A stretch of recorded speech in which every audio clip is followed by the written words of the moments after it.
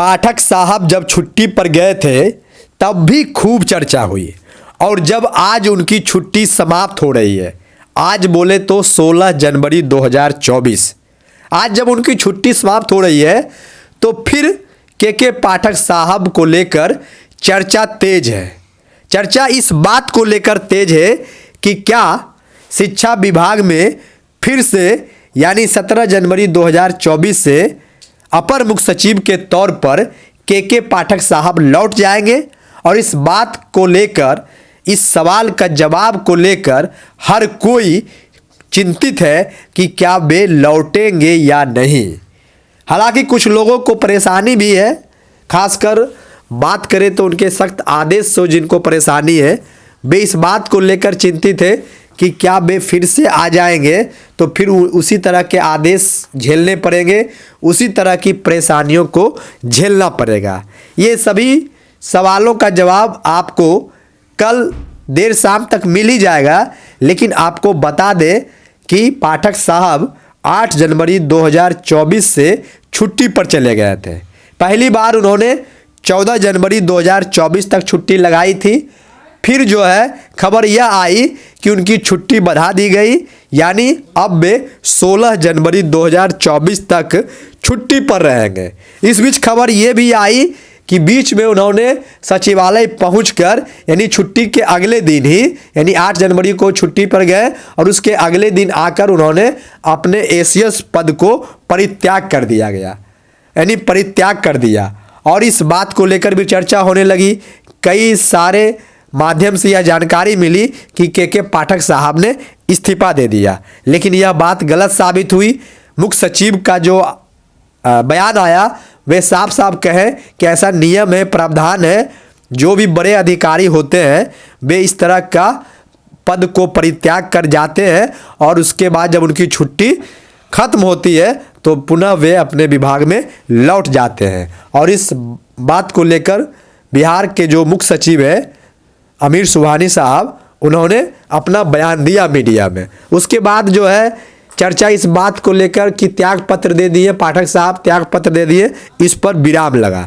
लेकिन आज 16 जनवरी है और आज उनकी छुट्टी समाप्त हो रही है तो चर्चा फिर तेज है कि क्या कल 17 जनवरी से पाठक साहब अपर मुख्य सचिव के तौर पर फिर से शिक्षा विभाग में लौट रहे हैं।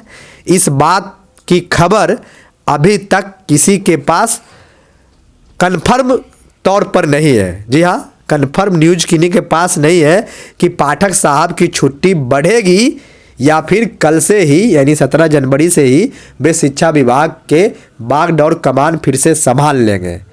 आपको बता दें कि पाठक साहब जब से अपर मुख्य सचिव शिक्षा विभाग बने तब से शिक्षा विभाग में तरह तरह के आदेश आपको देखने को मिले।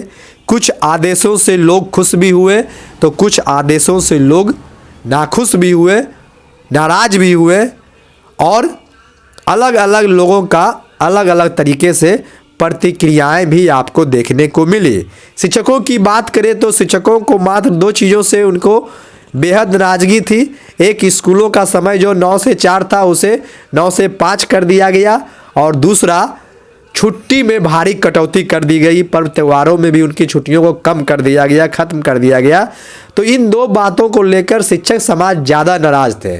बाकी शिक्षक समाज की कहे तो उनको और किसी बात को लेकर परेशानी नहीं था, बल्कि बाकी जितने भी काम पाठक साहब कर रहे थे शिक्षक उनकी तारीफ कर रहे थे। शिक्षक समाज और जो छात्र छात्राएं हैं, अभिभावक हैं, जमकर पाठक साहब की प्रशंसा कर रहे थे। क्योंकि एक बात तो तय है, पाठक साहब के रीजन में शिक्षक सिर्फ शिक्षक के रूप में काम कर रहे थे।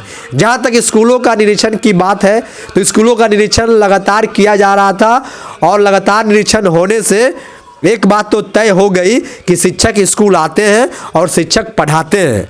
और यदि पाठक साहब नहीं आते और लगातार स्कूलों का निरीक्षण नहीं होता तो यह भ्रम जो समाज में फैला था कि शिक्षक स्कूल जाते नहीं हैं, शिक्षक पढ़ाते नहीं हैं, यह सदियों सदियों तक चलता रहता जब तक कि पाठक साहब या पाठक साहब जैसे अधिकारी आते नहीं और निरीक्षण का जो यह तरीका चला वैसा होता नहीं। तो एक बात तो तय है, पाठक साहब आए तो लोगों के अंदर जो भ्रम था, जो पढ़ाने वाले शिक्षक है 1-2% को छोड़ दे तो 99% लोग जो है पढ़ाने में विश्वास रखते हैं, अपने कर्तव्य का निर्वहन हर परिस्थिति में करना चाहते हैं।